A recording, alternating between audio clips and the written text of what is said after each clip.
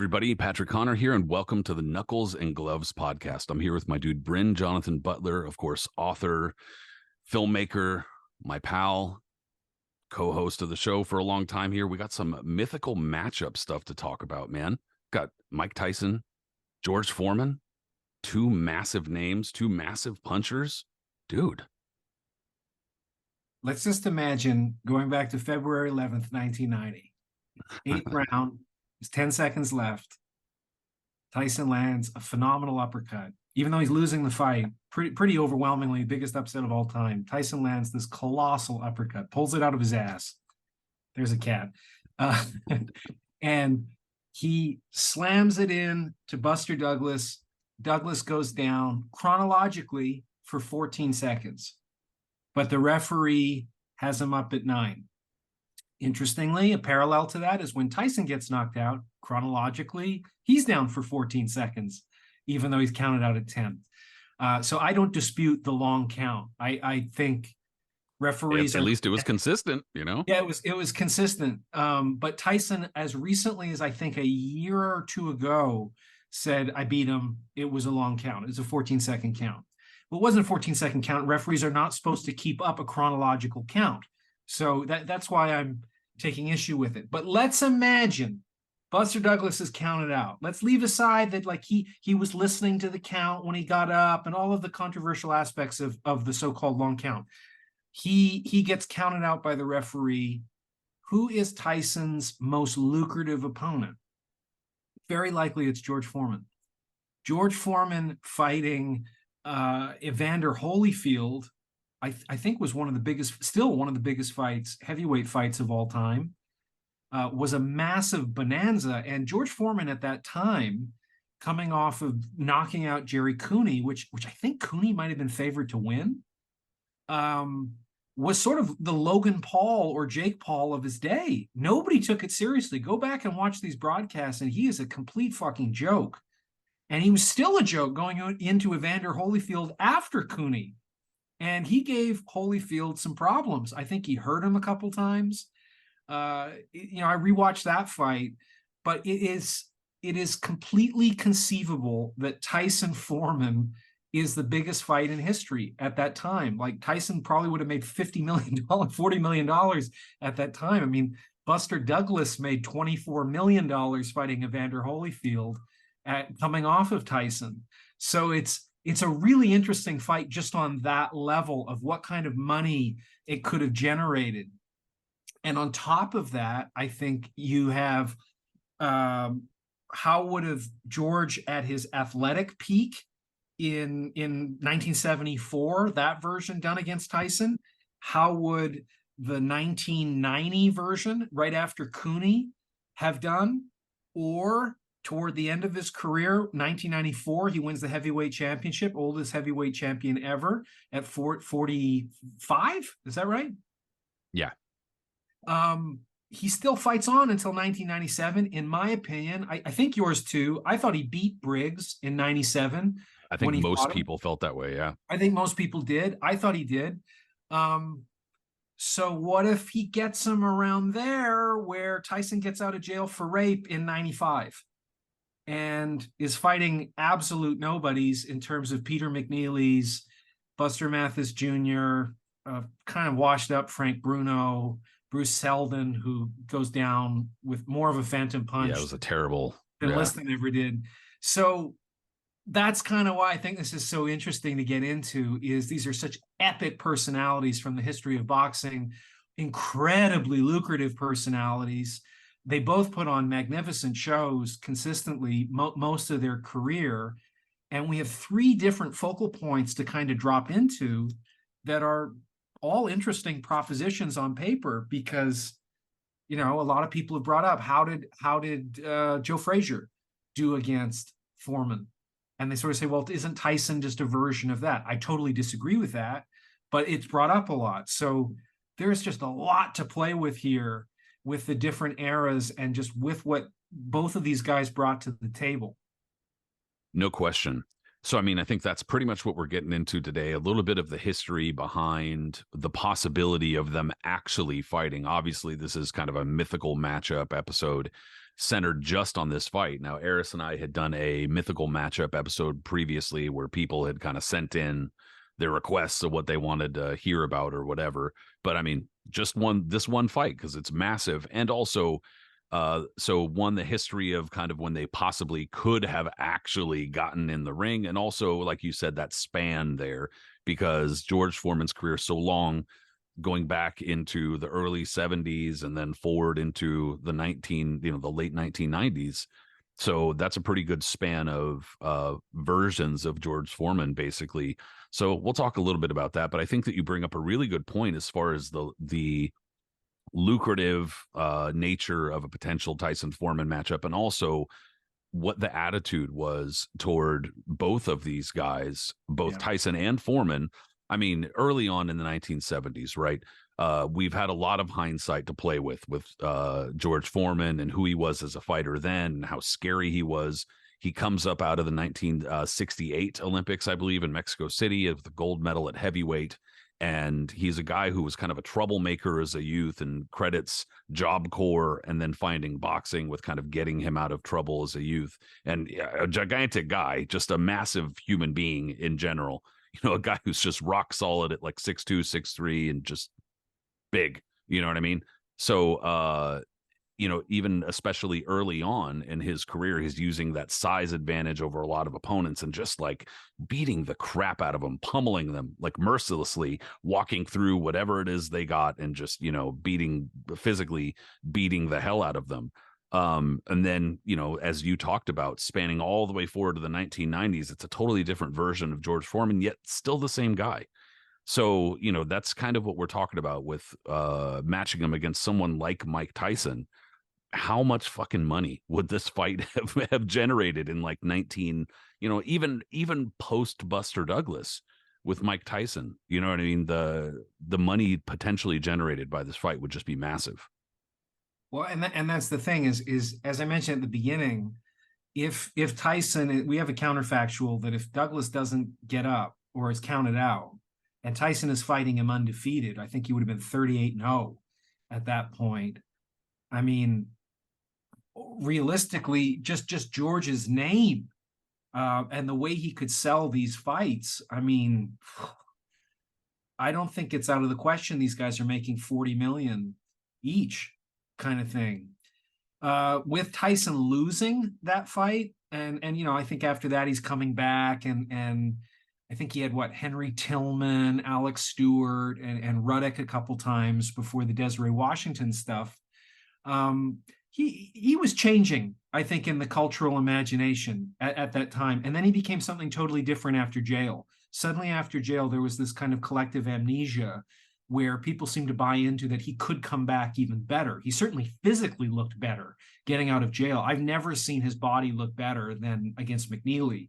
Like during that weigh-in, it was just like, he's just so fucking ripped. Maybe he was on the juice. Then again, with Tyson, Tyson did not have a new body. He just had a better body than he did. Some of these guys, Evander Holyfield, you're going to see the 172-pound version to the 208-pound version and beyond. It's kind of a totally transformative new body. Tyson, not really. He's just leaner. He just looks in better condition.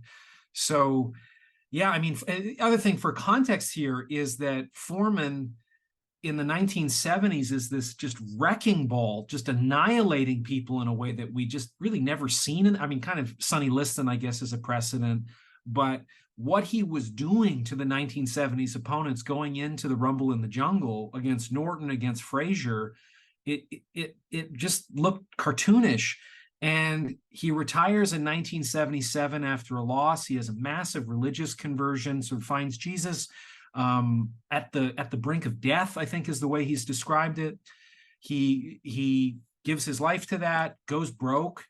And at 38 years old in 1987, after a 10-year absence, he returns. Everybody assumes it's a cynical cash grab, but he says, I'm going for the heavyweight championship, which sounds ridiculous. Of course, 7 years later, he's going to do it.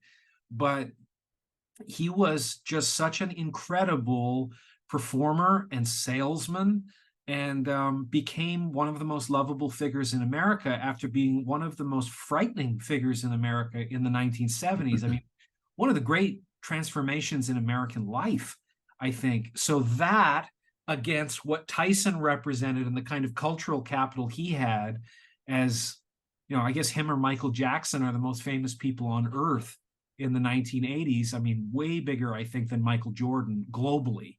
So maybe not nationally, but globally, Tyson was in a stratosphere that I think only Michael Jackson has occupied. So I don't even like, again, so if you have the once defeated Tyson or with the one defeat against Foreman, either way, I think you're talking about easily the biggest fight economically in the history of the sport. One of the fights, I agree too. I think that it's a massive, massive moneymaker. And really, one of the things that we'll talk about in a moment really, I think, cemented what you mentioned there a second ago about Foreman actually going for the heavyweight championship, where he diverts from this potential fight and goes for the heavyweight championship. But we'll get to that in a second. One of the fights in the 1970s that I think is really demonstrative as far as who George Foreman was at that time, and also probably a big reason as to why Muhammad Ali was able to just kind of step in and go, no, no, no, buddy. Jose Roman. Jose Roman was a Puerto Rican heavyweight. Gosh, I don't want to fuck that up. I'm pretty sure he's Puerto Rican. Jose King Roman fought George Foreman in Tokyo during in the early 1970s during his first reign, and was one of his initial title defenses after defeating Joe Frazier. And I mean, it's a massacre.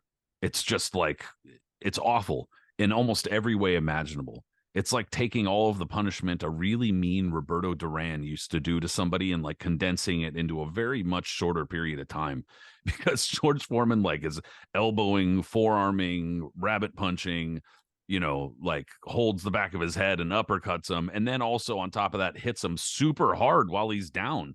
Like, I mean, it's an absolute bloodbath, dude.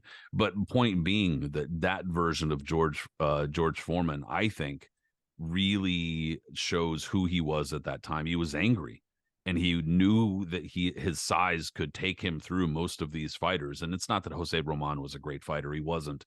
He was a pretty middling heavyweight contender. And he wasn't super tough. Not that even the tough kind of went out against Foreman. But that being said, it's just the way that he handled him, the way that Foreman walked right through him and then did it with like malice, did it with some fucking evil. That was George Foreman in the 1970s. And Ken Norton is also a really good example too. That entire debacle is like its own, episode, with the Venezuelan government getting involved and trying to stop both fighters at the airport from leaving the country. I mean, it's crazy. But that being said, he also handled the shit out of Ken Norton, who at the time, was like, he had just given Ali, which we did our own episode on, the Norton Ali fights. He had given Ali all he can handle and was considered a really dangerous heavyweight. And George Foreman just was like, this guy's got nothing for me. He destroyed him. This was the version of George Foreman that people were frightened of. Similar to, you brought up Sonny Liston. George Foreman used to spar with Sonny Liston, and there's newspaper reports of Sonny Liston beating the crap out of him when he's fairly young. But then George Foreman kind of coming into his own and being able to handle himself with Sonny Liston in sparring, which is pretty amazing. I mean, I'd love to be a fly on the wall in that fucking gym, tell you that much. But nobody had really seen that kind of intensity and intimidation and like public fear factor since Sonny Liston. Yeah, and I think also the profile of Frazier after beating Ali in the first fight, second fight, forget that, but the third one, Thrilla in Manila, still, I mean, Ali had all he could handle with Frazier, and for Foreman just beat him up like a little kid. It was ridiculous and it was humiliating to watch. And I love Joe Frazier. It was really, really hard to watch. So, I mean, not unlike what Mike Tyson represented in 1988, where you had all kinds of people predicting that Michael Spinks would win. I know that Tyson was the favorite, but nonetheless, I mean, even Teddy Atlas predicted Spinks was going to beat him. It was not a ridiculous proposition to look at Michael Spinks undefeated with what he'd done with Larry Holmes and Jerry Cooney and a number of other people. He just was able to figure guys out. And I think there was still the perception with Tyson, who has he really fought? And after what happened with Spinks, I think a number of people either pointed out or it was left unsaid. Whoa. This guy might be the best person who's ever done it. Look at how young he is and just how extraordinary he looks. And I think even Ali at the time was a little uncomfortable, just by seeing like, I wasn't doing what he's doing here. Like there's something different about Tyson. And then it was kind of poof, that Tyson didn't come back again. And I think we've seen that with Anthony Joshua after Klitschko. The guy who walked in there against Klitschko was magnificent. And I thought, oh, we have the generational king in the heavyweight division. And he just then consequently disappeared. And this other guy showed up who has the same body, but doesn't fight the same way, doesn't have the same confidence. So Tyson in 98, coming off of Spinks, was occupying very rarefied air in all of sports. It was just, seeing Michael Jordan in the audience, like Michael Jordan's here. It's like he was nothing compared to where Tyson was at that time. Making $21 million for 91 seconds was a punchline that even me as a 9-year-old was hearing. Like he made $250,000 a second. And it was just like, well, if you're that good, it's not unlike Michael Jackson signing $1 billion contract to perform concerts. There's never been anything like this. Or Eddie Murphy. We were in a really heady time for people, and Mike Tyson was up there in every domain of arenas of ambition. That being said, it's an interesting era because we're bringing up where Foreman stood in relation to what he was doing to similar opponents with Ali. In the 90s, it's kind of interesting to delve into that too with Tyson and Foreman. Is everybody thought it was going to be a gross mismatch after Holyfield beat Buster Douglas, annihilated him, and then goes in there against George to make $20 million. And it was, you listen to the commentary with the HBO guys, it's a joke. It's a sideshow. There's all these jokes about his age. He's only 42. We have very different perception of age in heavyweights now. Like nobody was making those jokes about Klitschko at 42. Either Klitschko or any other real heavyweights now. But at that time, you had Holyfield going against Burt Cooper and almost getting knocked out. I don't think anybody's confused Burt Cooper with a Hall of Fame fighter, dangerous fighter, big puncher. But it's all, one little thing I also wanted to mention is that both Foreman and Tyson have talked about each other in very interesting terms. Tyson readily admits that Foreman was a bigger puncher than him. He just says, I was faster, but Foreman was definitely the heavier hitter. Evander Holyfield and Shannon Briggs, two guys I've profiled, both told me that Foreman unequivocally was the hardest puncher they ever faced. So it's not just that he's strong, or it's not just that he's got size, he's also just recognized as one of the strongest people in the history of the sport and the biggest puncher. And so, even if you watch that Holyfield fight, jabs that hit Holyfield look like the right hands of Bo. What it does to the way Evander is tossed around that ring with jabs is something to watch.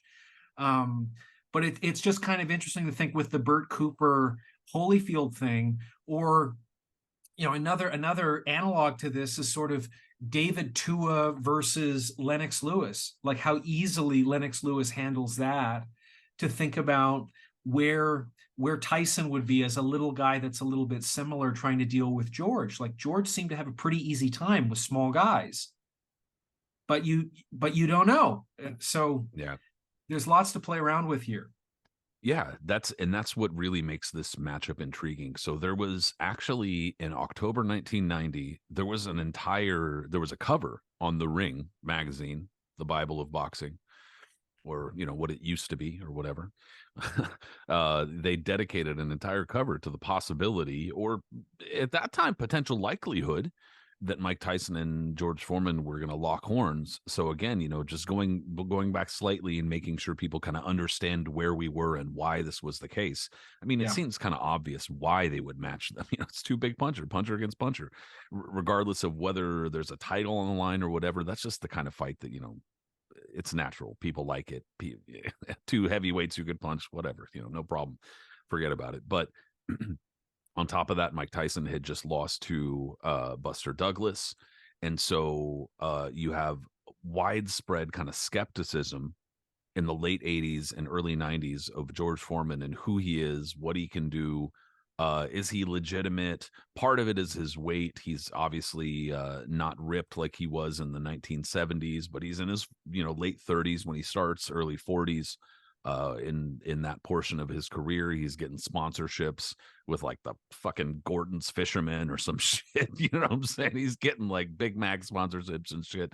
So I mean, there's a lot of skepticism and a lot of people saying, "Oh, this is a joke or it's a ploy, it's some sort of money making scheme or whatever." And perhaps it also was. Is a little bit of room for overlap there, but they also, a big important piece of this too is that Tyson and Foreman headlined a double header card in June of 1990. Tyson stopped Henry Tillman, which you mentioned, and both it was his first fight back since losing to Buster Douglas, number one, and also defeating Henry Tillman was avenging two amateur losses. Yep. And both of the amateur losses in conjunction kept Mike Tyson out of the 1984 Olympics, which was a big dream, for Customato and whatnot. That was part of the plan, part of the kind of, several step plan that they had mapped out for Mike Tyson, get him to be a wrecking ball in the amateurs, move him to the Olympics, gold medal in the Olympics, heavyweight championship. That's a fairly good plan as it goes for heavyweight champions. But so he annihilates Henry Tillman.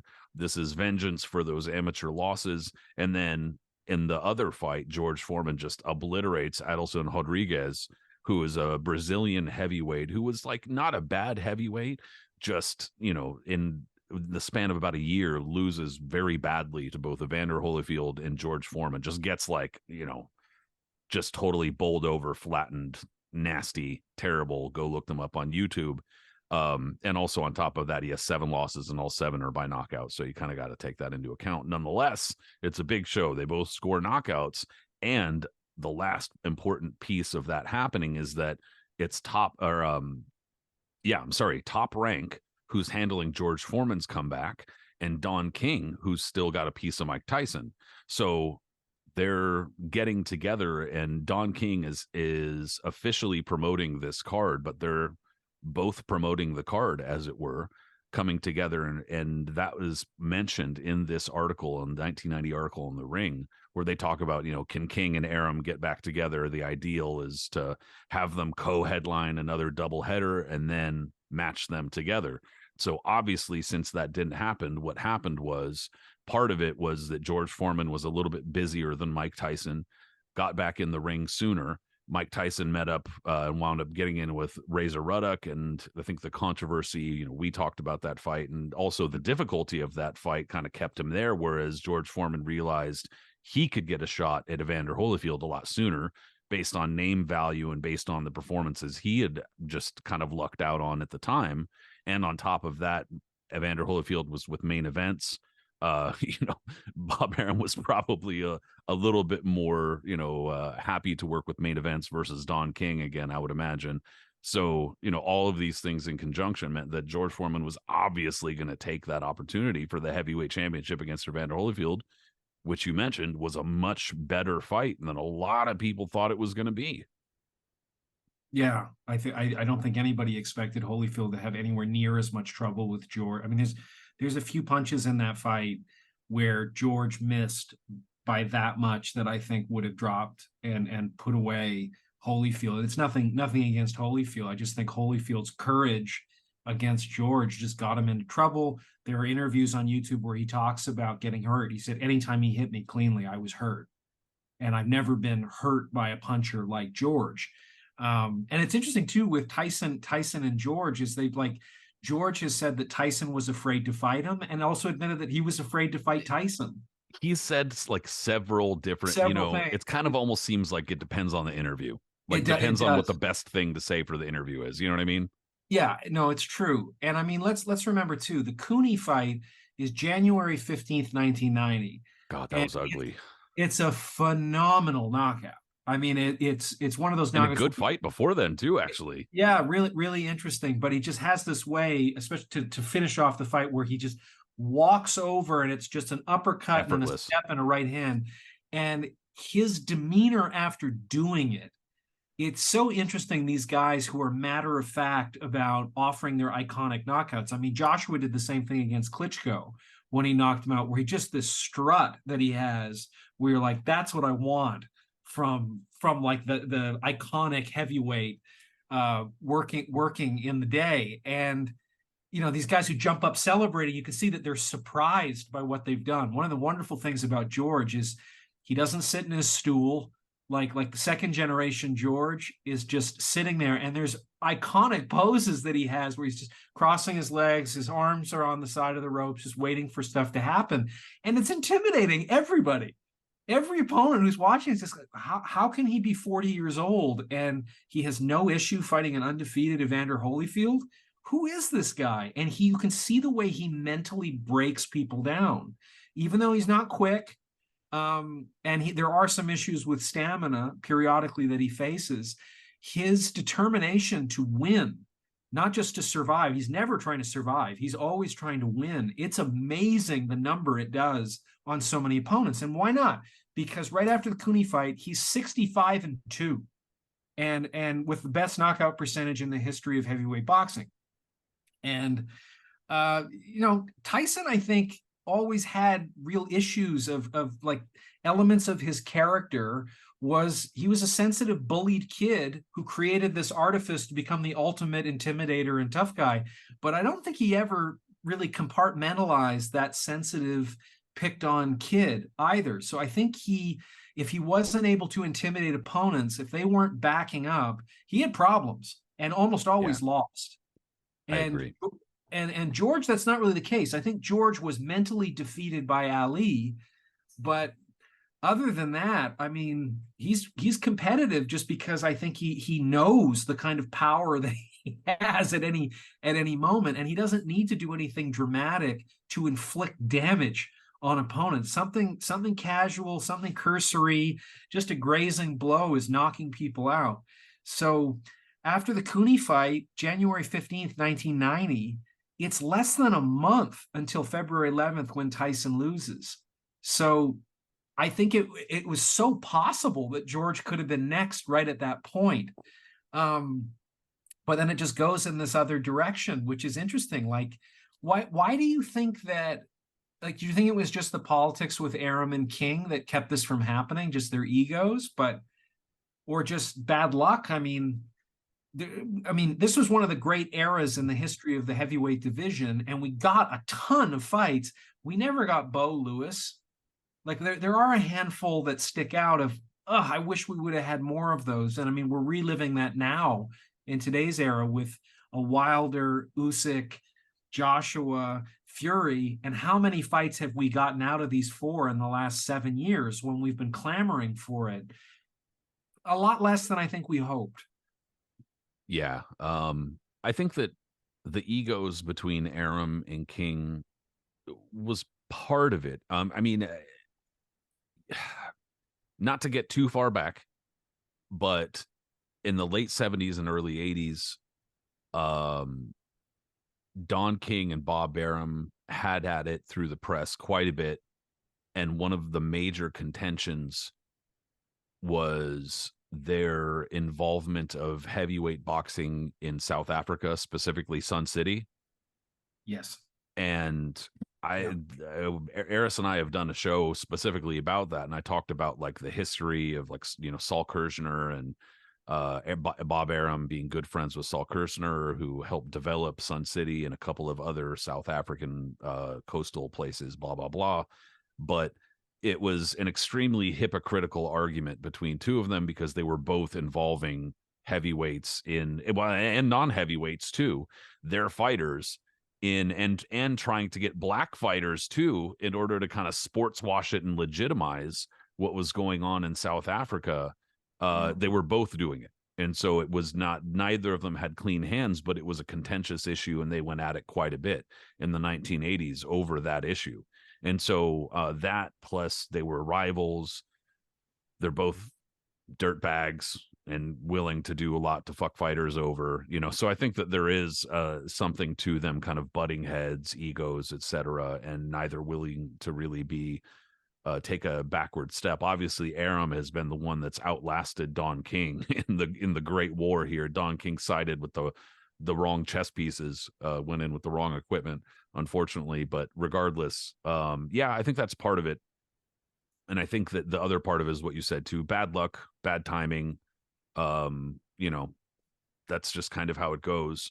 And you also mentioned some of the issues that Tyson had too, that I just kind of wanted to touch on too. Fighters that had issues with Bone Crusher Smith, Quick Tillis, Tony Tucker, fighters who were basically standing up to him, or at least in some way not cooperating, not being afraid, and kind of like fighting him like fearful, fighting him tall, etc., making him work for what he was doing rather than kind of walking headlong and his combinations.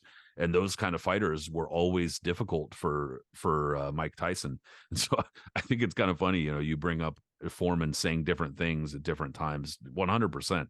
At the time when they talked about the fight, he was like, basically, bring it on, let's go, like, make that fight happen. Didn't sound like he was afraid. So now I think later on he's like, whoa, Mike Tyson, he's a machine, he was an animal, he's a monster. I think that it's kind of like overly complimentary. He might have actually felt that way too at the time. That's possible. But he says a lot of that kind of stuff in interviews now, calls every fighter he's ever gotten in the ring with the most difficult fighter he's ever faced. You know what I mean? So True. but I think Mike Tyson is also kind of at a place in his life where he's a little bit more likely to speak honestly, a little bit more likely to speak openly, even if the things that he's saying are incorrect. He's probably a little bit more likely to voice his opinion or whatever at this stage in his life. And he has said, yeah, that he sees a difficult fight between he and Foreman, and it's tough to argue, dude. It's just that you have to split the difference, like you were just saying, between, are we going with that younger version of Foreman that was a physical monster and who still seemed to have easier time with kind of smaller, shorter fighters? Or are we going with the older version of Foreman, who was obviously smarter, better at conserving his energy than the younger version, and also better at waiting shit out? But then you kind of go to that Holyfield fight and other fights. Foreman takes a lot of shots in his second career. He takes a lot of punches. Yeah, he does. It is tricky because I think most of the top level trainers made the point to say that old George beats young George. Old George was smarter. It's a good point. And it is a thinking man's game a lot more than I think people appreciate. And he's got Archie Moore and Sandy fucking Sad. Yeah, like and some of the most knockouts ever in one fucking corner. Jesus Christ. Yeah, and Dundee's in there too. And I mean, he loves Dundee.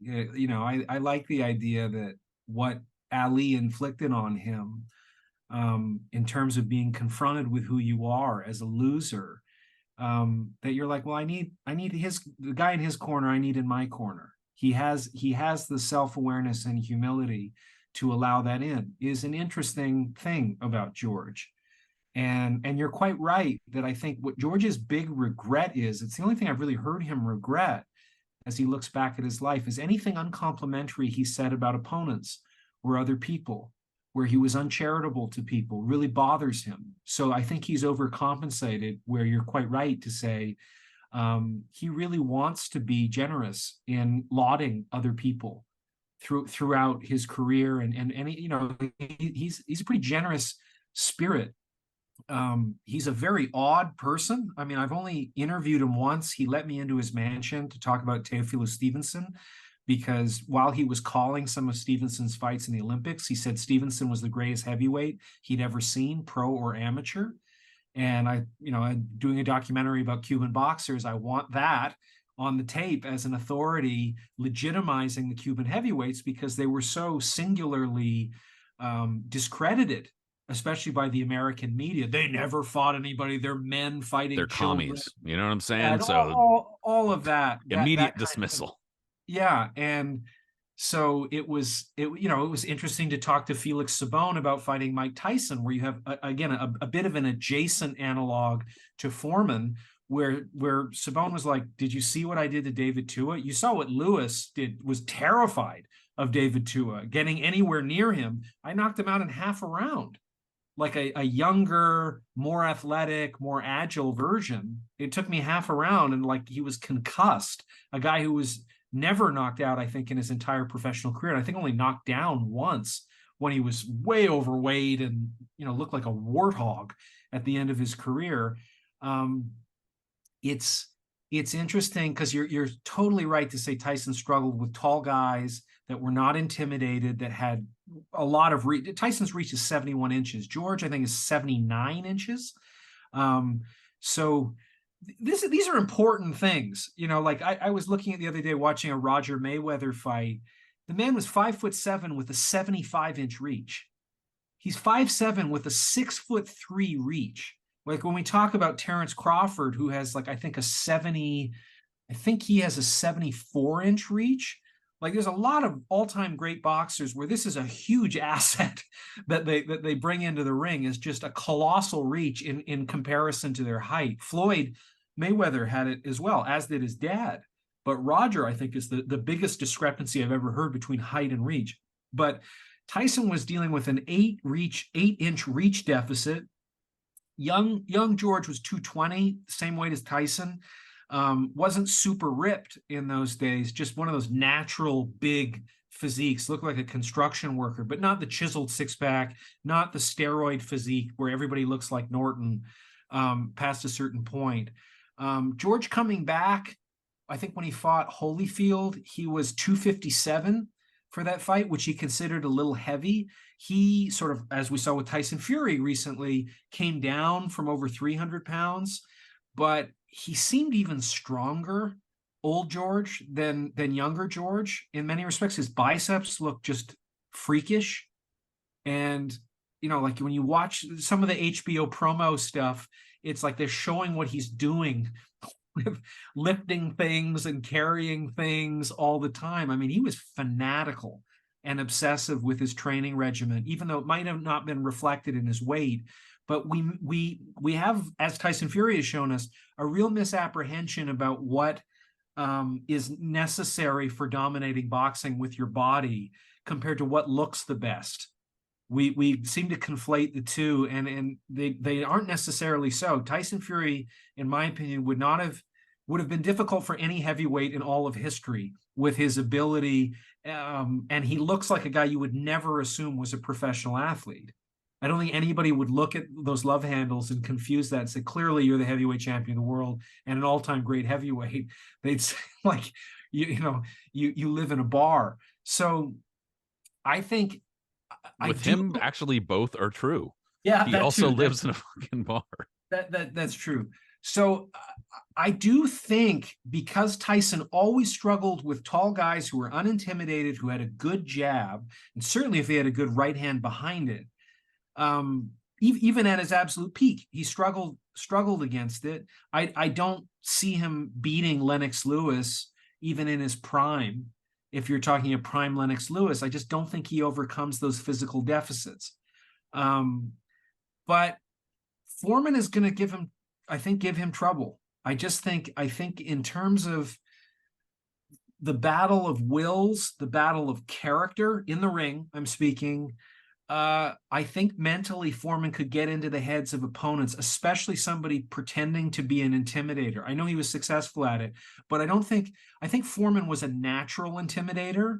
Like even interviewing him was unlike anybody I've ever interviewed in the sport. He's not trying to be a tough guy at all. He just is incredibly intimidating with his energy. And I say that despite the fact he was completely polite, was a wonderful person to talk to, but there's just a presence that if you cross a line with this guy, you're in real trouble.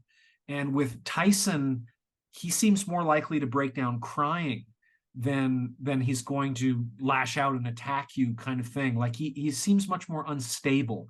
Foreman seems much more like a military guy. Like his children called him sir. there's a big difference, and I'm not trying to say like I'm, Mr. from the streets or anything like that, or like Mr. Streetwise or nothing, but I feel pretty confident in saying that there's a big difference between somebody who's got to go around telling everybody they're the baddest and they're the toughest and they're going to do this and they can do that. Like, yeah, that's what bullies do. And there's a big difference between that and somebody who goes around and people just know. He doesn't have to talk, they or he or her, whatever, they don't have to talk about it. They don't have to say, this is what I'm going to do. This is what I can do. I'm bad. I'm tough. People just know from the way that they act, the way that they carry themselves. It's not, false confidence. It's not braggadocio, bravado, whatever you want to call it, hubris. And there's a big difference. I would say look at Duran and Leonard. Who the hell intimidated Leonard?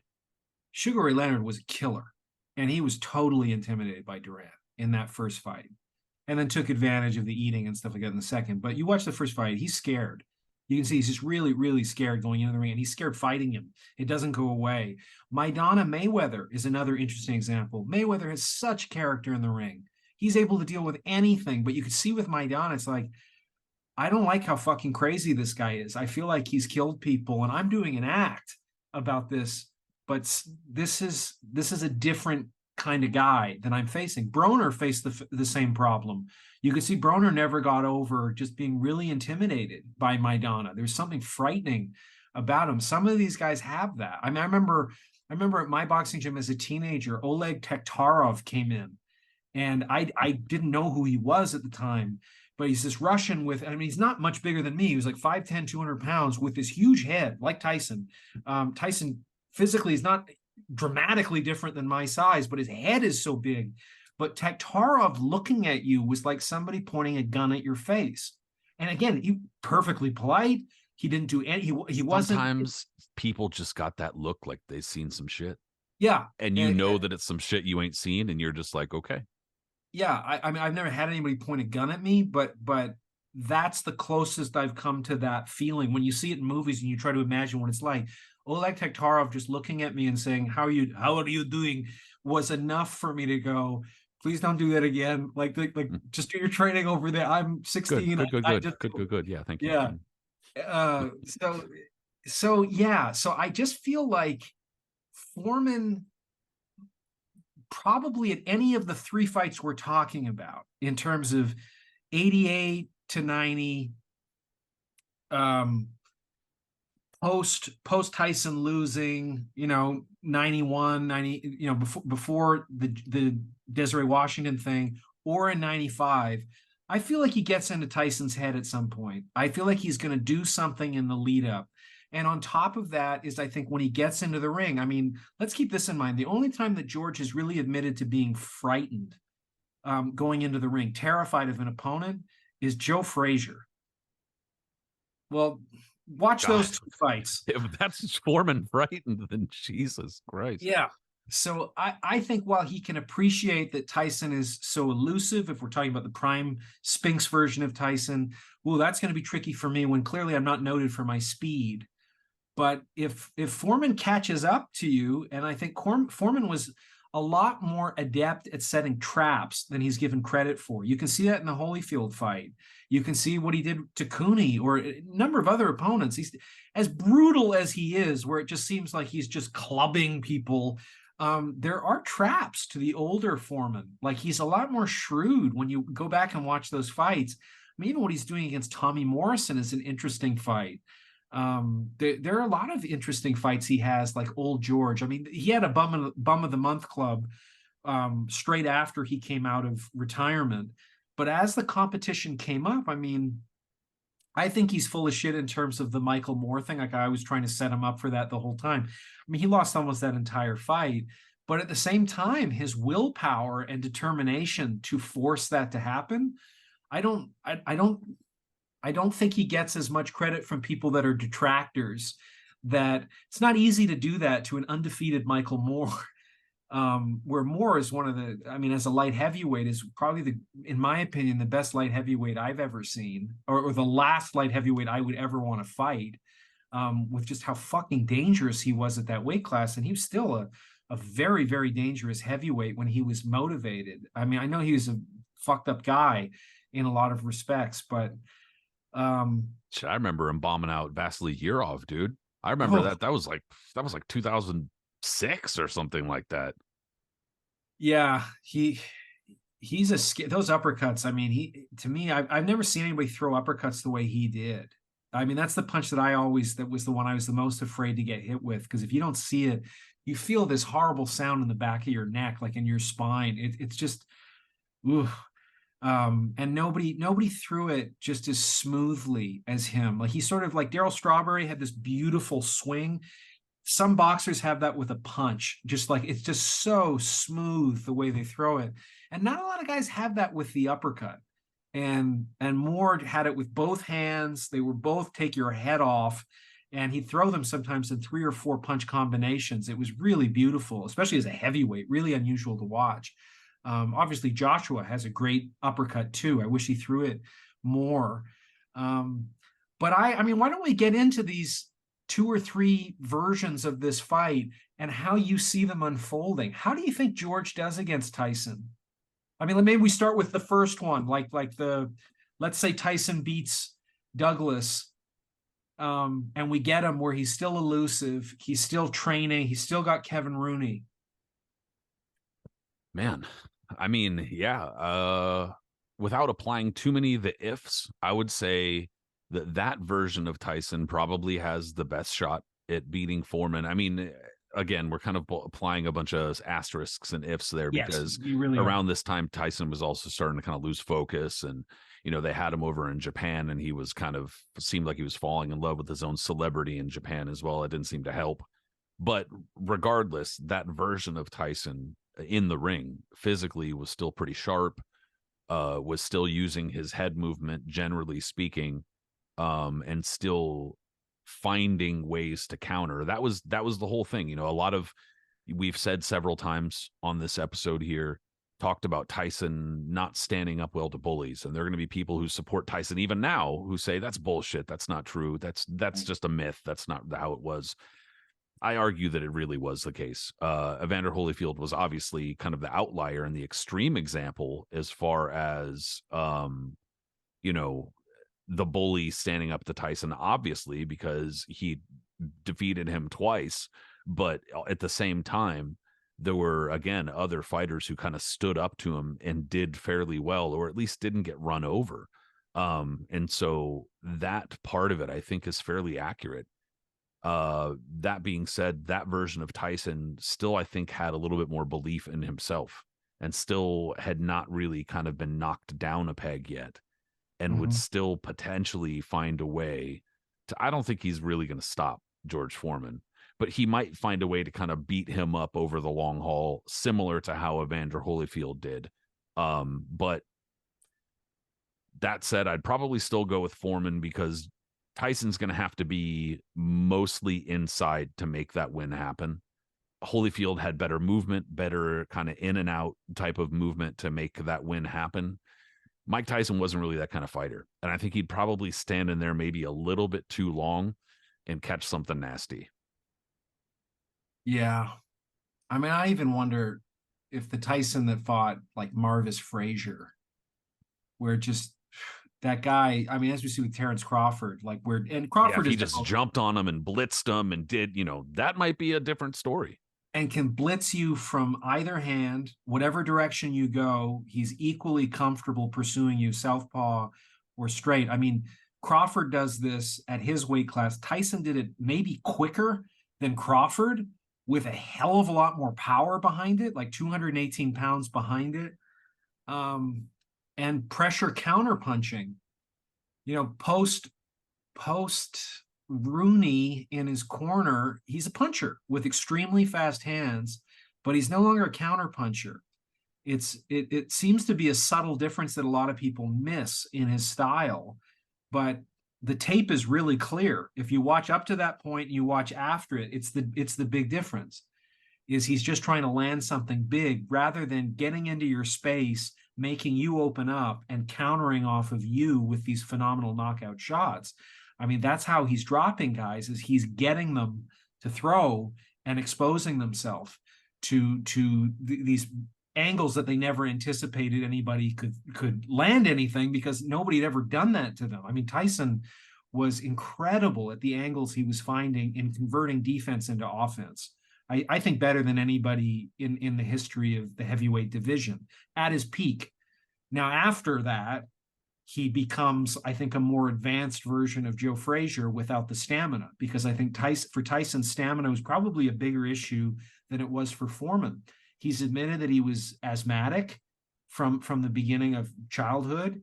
There was a bit of a struggle to breathe for him throughout his life, which is kind of interesting. I think that's in the James Toback documentary, where he talks about his issues with breathing. So Foreman, I think if he can get him out of the first 3 rounds, maybe Tyson's in trouble. It feels weird to say it just because of the age difference, but at the same time, I just think George is such a boss, and I don't know, like, who would be the next closest thing of a boss that Tyson has fought, because I don't think Lewis fought him like a boss. I mean, that's why you have the great commentary from Emmanuel Stewart saying you're like a fucking dead man's in front of you. Lewis was cautious. You're gonna fuck around and get caught with something motherfucking dangerous. Right. And he was cautious, as he was against David Tua. He's not like, why would I give you all of the chances of fighting your style when I don't have to? I've got, 81 inches, 82 inches to keep you at bay, and you can just eat my jab all day. I like a bull gets worn down toward the coup de grace. Why not just incrementally dismantle you and then put you away? This is what the Klitschko's did to such supreme effect. So George, I think the big difference is he might set up some traps, but I mean, he did it with Holyfield. Like Holyfield said, I landed the best 20 punches I've ever landed in my life, and he didn't really go anywhere. So I just kind of recognize, well, I can't do better than that. When's the last time I've landed 20 clean punches against an opponent and he was still dangerous with what he could fire back with? And when's the last time Mike Tyson threw 20 punches? You know what I mean? Like, when's the last time he threw like that? Like, there were a couple of rounds in that Foreman or the Holyfield Foreman fight where it was like, if Holyfield was just like ding, ding, ding, ding, ding, ding, like over and over and over. And you could see Foreman even like catching them like real clean and kind of getting knocked sideways. Like they were affecting him, but it was like nothing was happening. Like he wasn't going anywhere. He wasn't going down. And then on top of that, Holyfield like wore himself out fairly quickly and was like, oh shit. As soon as Foreman started throwing back, he was like, oh no, not this guy. I mean, and so I can't really envision too many scenarios where Mike Tyson has that kind of intelligent tenacity at that stage. A lot of it is the speed, like you've said, the surprise, the element of getting caught with shots you just didn't see coming, when that's just not really what happens at heavyweight. Like you see these guys loading up, swinging, not with him, but how long does that last? And that's really the question. And stuff's going to be coming back in them. So, I mean, I guess a better question is there a version of George Foreman that you believe Mike Tyson would defeat? Well, and the other thing is that George is extremely good at fighting opponents, especially small guys, at the end of his punches. Mm-hmm. George is not somebody he's really letting people inside. When they get inside, he shoves them off him. You see that with Holyfield, like the whole fight, Holyfield's just being tossed around the ring by George, and it doesn't really seem to tire George out to throw a 220-pound guy around the ring. He just get out here, and then I'm in a nice, comfortable position to come forward and land stuff. And George can find a few angles too. George has a few little tricky steps that he does, whereas he sort of storms in and then he pivots off with a shot. And he's got some really nasty uppercuts too of his own on the inside. So the question is do I think George could take Tyson's power? I mean, I think Tyson would really have to be leaping at him. George 6'3", that 81-inch reach, if Tyson is getting inside, opening up, I mean, tell me if George has ever been dropped by a body shot. I can't think of it. Can you? No. No, I mean the biggest issue he had, so he got dropped late by Jimmy Young, like kind Yeah. of in a surprise shot, but then against Ron Lyle, he gets dinged around and dropped against Ron Lyle. And Ron Lyle's a totally different kind of fighter than Mike Tyson, for one. He's kind of almost far more similar to a George Foreman than a Mike Tyson. Yeah, he's a truck. And that was kind of like a, right guy at the right time kind of situation for Foreman and Lyle, where Foreman's unsure of himself, been defeated by Ali, trying to kind of work his way back into contention. And Lyle gets up for a performance of his lifetime, basically, and still comes short, but delivers an incredible performance. But again, that's not Mike Tyson's style. And so it takes like a fairly incredible will and punching power and toughness and durability to even get into that kind of fight with George Foreman. And I'm not entirely sure that's Mike Tyson's steez, Yeah. And I mean, just the way that George, I mean, when you watch those fights against Burt Cooper, where it's old George or Frazier, just how comfortable he is with the little guy. I mean, I don't know how much sparring he did or with whom, but it does not bother him to be with the small guy who's powerful or quicker than him. I mean, Burt Cooper could fucking hit. Holyfield was not particularly thrilled by that. And I think Holyfield also did a lot of sparring with David Tua, like that was in his stable. And I think there's some YouTube footage of that too. And I mean, sorry to cut you off, but Dwight Muhammad Qawi fairly early in his comeback too, even though Qawi was even shorter than fucking Tyson. 5'7". But I mean, just talking about the comfort of punching down at an opponent and getting gravity working with you, it's bad news. But for Foreman, it just wasn't. And as we're saying, go back and even the absolute prime Tyson dealing with tall guys. I mean, as he was consolidating all the heavyweight titles, he didn't look great. Like it was a lot of red meat for critics to say, this guy's overhyped. He's in a barren division. These are it was really champions. That Spinks knockout, like you said. Yeah. Yeah, it was the Spinks knockout. I mean, because he was fighting so regularly also, which is interesting because then you have the parallel with George coming out of retirement, fighting so regularly every month and just blowing through guys that nobody took it seriously. Oh, yeah, okay, they're nice knockouts, but who are these people? And then Cooney happens.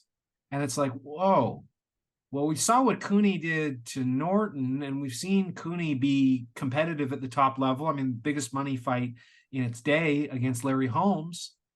So suddenly it was like, oh, and then the Holyfield thing still largely was a joke, but it was like, oh, it's not really a joke. Yeah. And there was still, I mean, even dismissive comments about him going into 94 with Michael Moore. So George probably used all of that to his advantage. I think in hindsight, we have to give that version a lot more credit than we did in real time, because it was hard to just get over that his body looked so different from the younger version. But in terms of, any of the opponents he was dealing with, the power was no joke. It wasn't a money grab as far as the opponents were concerned. And I think his record reflects that. I mean, Morrison was an extreme, especially a juiced out of his head. Morrison was a very dangerous opponent in that time. And, even he had endless respect for George at that time about like how hurt he could get from getting hit by George. So it feels kind of bizarre to give George the edge that we're giving him against Tyson, just given optically how much faster Tyson is and the head movement. Like George's defense doesn't look great, but I think it was largely pretty effective. The sort of the covering over thing. Yep. So I just sort of feel like the mental toughness, the power, what he could have done in the lead into the fights to psych Tyson out, how he would psych Tyson out while they're fighting, because I think George would have led the dance, which is crazy. Like that version of Tyson, like nobody led the dance against Tyson until Buster did. Right? Like, I mean, even though we're saying he's having trouble with the taller guys, Pinklin Thomas or most of them were trying to last. Most of them. Yeah. keep him off. Like, keep this fucking guy away from me. He's so fast. He's so elusive. I can't hit him. He's countering in a way I've never been countered. But George just never seems to get flustered. I mean, he got flustered against Ali, obviously, but Tyson is not that way of psyching you out. Yeah. So, yeah, it's a weird thing to think that I think I would give George the edge. And George just has, I mean, both of them have a great chin. That's the other thing. I mean, Tyson took a monumental beating against Buster, and Holyfield too hit him with so many clean shots. Same with Lewis. So you have to give them both, I mean, probably an equal chin. I don't know if you agree with that, but I just think, I don't know who I'd give the edge to, because I've just seen both guys take some phenomenal shots without going down. I think that they both have very, very good chins. There's no question about it. And Tyson's chin is probably a little bit underrated in that regard, because here's the thing, and I'm agreeing with you. I think that you have to give George Foreman, or at least I have to give George Foreman the edge at pretty much any point in their careers if they face each other. Any version of George Foreman against pretty much any version of Mike Tyson. And a big part of that, I mean, we've already talked a number of stylistic issues and kind of more nuanced type of things, but also a big part of that, going back to the whole bully thing and going back to the examples you have to get into where you're imagining somebody who's like a Mike Tyson fan, what their argument might be, right? No way in hell. Are you kidding me? Mike Tyson would beat the hell out of him because look at these examples. All right, we'll look at these examples and say things like, Muhammad Ali. That's an obvious example, right? Mike Tyson, super fast hands, Muhammad Ali, fast hands. There's some sort of, equating there. Or look at what happened with George Foreman against somebody like Alex Stewart, where he got his face just, freaking puffed to hell. And that's Alex Stewart, with all due respect, nothing against Alex Stewart, but it doesn't hold a candle to Mike Tyson and what Mike Tyson can do in his prime or at his best. And so if Alex Stewart can do that to George Foreman, why couldn't Mike Tyson? I don't really have super great arguments for all of these things, or who's the dude that got screwed? Axel Schultz. That Axel Schultz, not a very good fighter either, but deserved to defeat that version of George Foreman. However, you start kind of getting into like, these are somewhat outliers in George Foreman's career, and he has a much longer career and much wider, more breadth to his career than Mike Tyson. Whereas you start getting into the arguments against Mike Tyson, in my opinion, they're a little bit more regular. They're a little bit less outlierish. They're a little bit more like, that is the norm. That's what happens when you put him in that position. And so I think that's also what I have to go with, not just the stylistic stuff, not just the height or whatever, the strength, but Mike Tyson just does not react well in a lot of these positions where we've already seen George Foreman persevere. Yeah, and I mean, we also have to remember that Foreman Holyfield was viewed largely by the boxing public as that George was in the same position that Ali was against Larry Holmes. That's what people were readying for, was time to take the old dog out back. Yeah, that's exactly right. That it was going to be one of the saddest things to watch, that this guy who's become this lovable teddy bear is going to have his head beaten in by a ferocious Evander Holyfield. And that's not what they saw. I think everybody came away from that just going, wow, the only person who's really taking this seriously is George. And that's a scary thing, even at 42 years old. And I mean, it's kind of weird now. Like, why were people so dismissive about a heavyweight being 42, where the division is so much less reliant on reflexes and speed and just the retention of power being the last thing you lose, as we hear endlessly? Then why didn't people take George more seriously as a threat, given the guy has this incredible record, annihilated these phenoms in the heavyweight division, and yet he was just so summarily dismissed by the establishment? It's interesting. It is. And there might be one last element too that kind of worked with that, and that's that George was working with HBO and commentating on HBO True. and was a lot of times a fairly goofy commentator. So, I mean, that might have worked Wow. against him a little bit in terms of people taking him seriously, to be honest, too, because he's just, I think he's overall pretty lovable. But there's some broadcasts where I'll rewatch and I'll be like, what fight were you watching, big guy? That's not the fight I saw. But, that might have helped a little bit, too, as far as people not taking him seriously. But regardless, just the way that he punched, it's that's really difficult to dismiss. You know what I mean? Just even a slow old dude, that's tough to dismiss.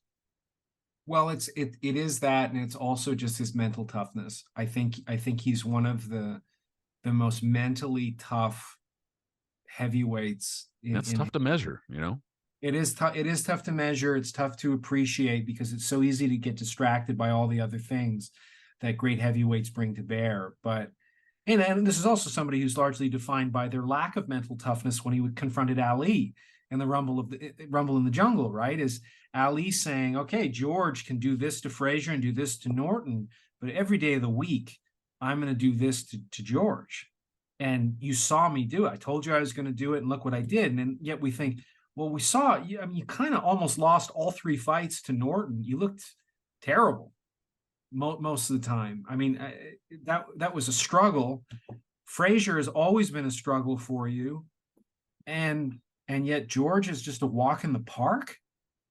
It's just it's hard to reconcile these things in sort of evaluating, well, then how does that relate to this over here? It's one of the best examples of that linear A over B over C, therefore A over, how that just doesn't work in boxing. One of the best examples.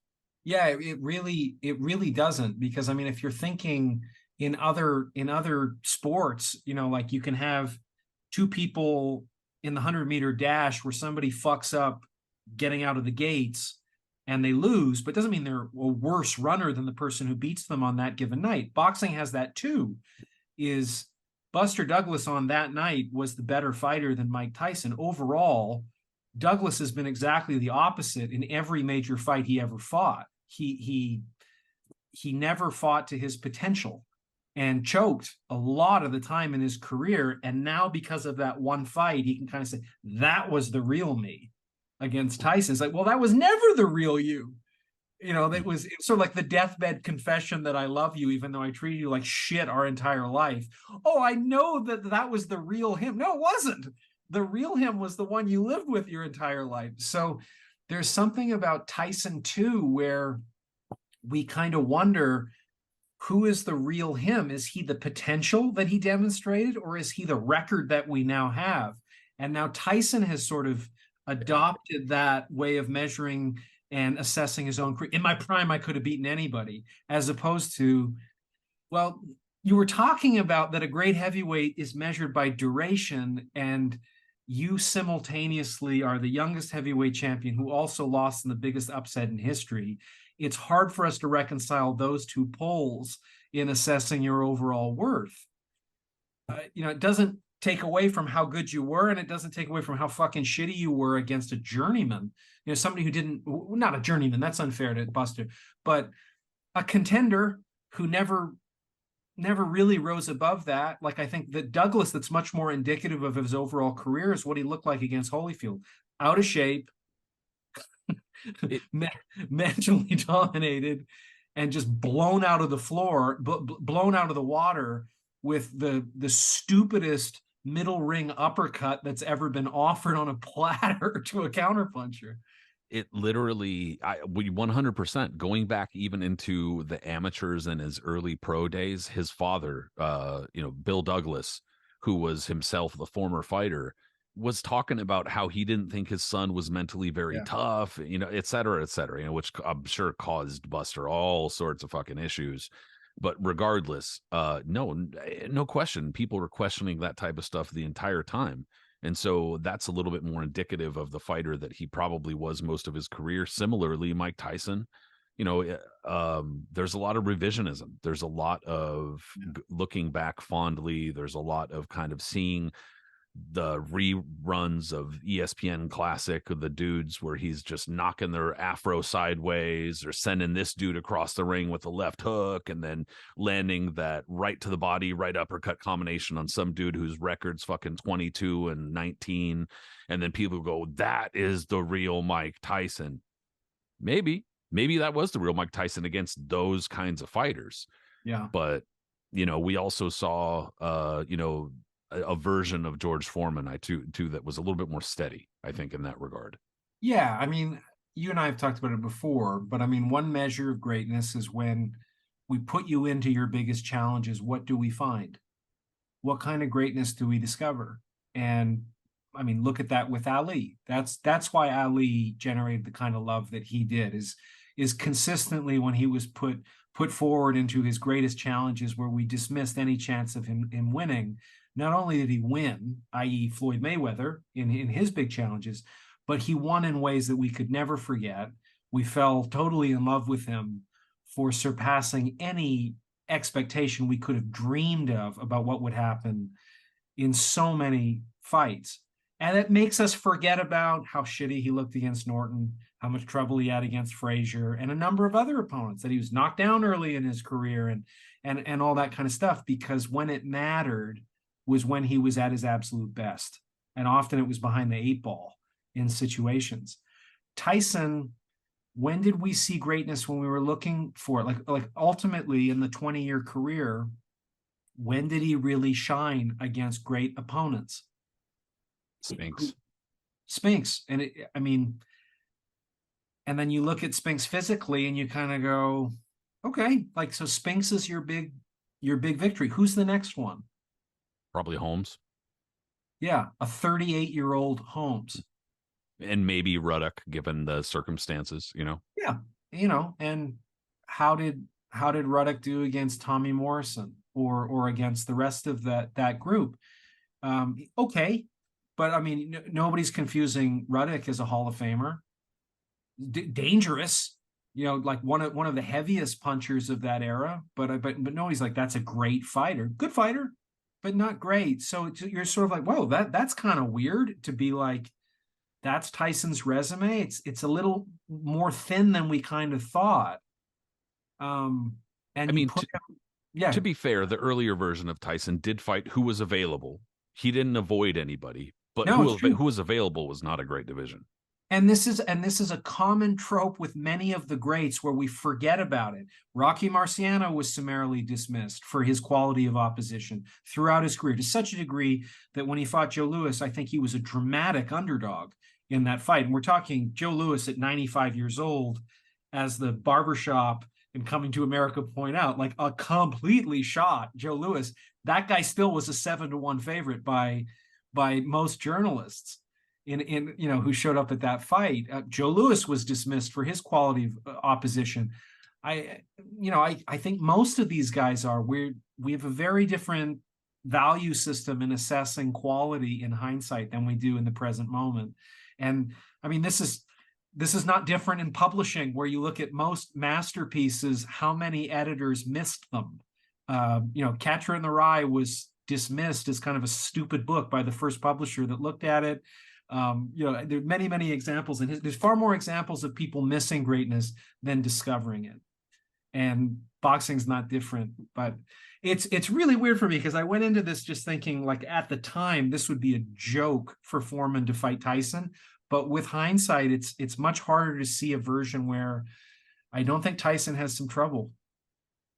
Yeah, I think Tyson's in for it. He's in a world of hurt against Foreman, win or lose. I think Foreman's going to be a tough out and probably beat him more often than not. But I mean, hey, that's that mythical matchup, dude. It's a big mythical matchup that people still even talk about and bring up now. I totally remember at the time, I think 1990, seeing, it might have been Esquire magazine or Vanity Fair, and I went to a store to read it, and there was a picture of Foreman and Tyson, and the two pictures were crammed together, and they were both kind of like back of head to back of head in black and white photos, and it was like dream fight. And I remember thinking just like that would be the most incredible fight to watch, the star power. And at the same time, in its day, it was Jake Paul, Logan Paul fighting Floyd or something like that, by how it was viewed by most of the top boxing writers in its era. It wasn't taken seriously at all. And now we're saying probably Foreman would have beat the guy. So that's a strange place to land with this as a takeaway.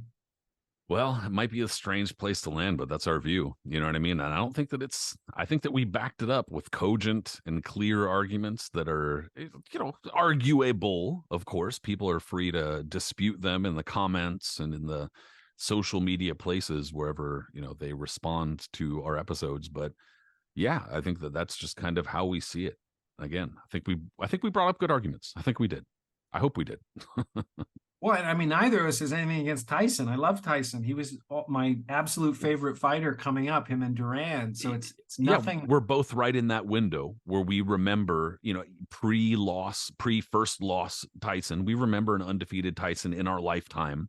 Oh yeah, not George Foreman. We're both a little too young for that. But regardless, yeah, obviously for a lot of people around our age, there's that special place in our heart for Mike Tyson, even just in terms of like nostalgia and what it meant to public perception and pop culture, etc. That feeling that you get, blah, blah, blah. There's a special place, but that has nothing to do with it. We're just talking about purely what we think would happen, and it's in trouble.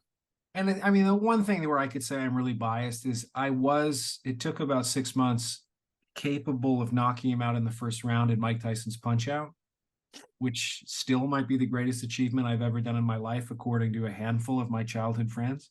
I've still never done it. I still haven't done it. I've played that game countless times, and I'm not relying on the cheat codes. If I did, maybe that'd be something else. But I've never defeated Mike Tyson, y'all. Sorry. 007-373-5963. That's the code. Boom. Up, down, down, left, right, left. Okay, that's Contra, but I remember some of them. Yeah. Hell yeah. Well, Brin, dude, I appreciate you going through the gauntlet here and talking some Tyson-Foreman with me, man. It's good shit. Yeah, and I mean, you think we're full of shit? Go back and watch Foreman Holyfield. Go back and watch Cooney. Watch some of these fights. They're a lot different than I think you remember, or just when you see what it is on Box Rec, when you see the kind of threat that he posed. I mean, even against Briggs, 1997, he's still dangerous. He's still dangerous against young, very, very good competition. Yeah, 100%, dude. But everybody, thank you so much for listening in. If you listened into this episode, whatever podcast app or program, website that you listened in on, thank you, number one. And number two, subscribe. Number three, leave a comment. We appreciate that kind of stuff. If you watched on YouTube, thanks again there too. Subscribe, leave a comment. We will say what's up. As far as social media goes, the Knuckles and Gloves podcast is both on Instagram and Facebook. We're also on Twitter for the time being. Individually, we're there. My buddy Brin-Jonathan Butler is there as Brin-Icio, Brinicio. Me, Patrick Connor. I'm there as Patrick M. Connor.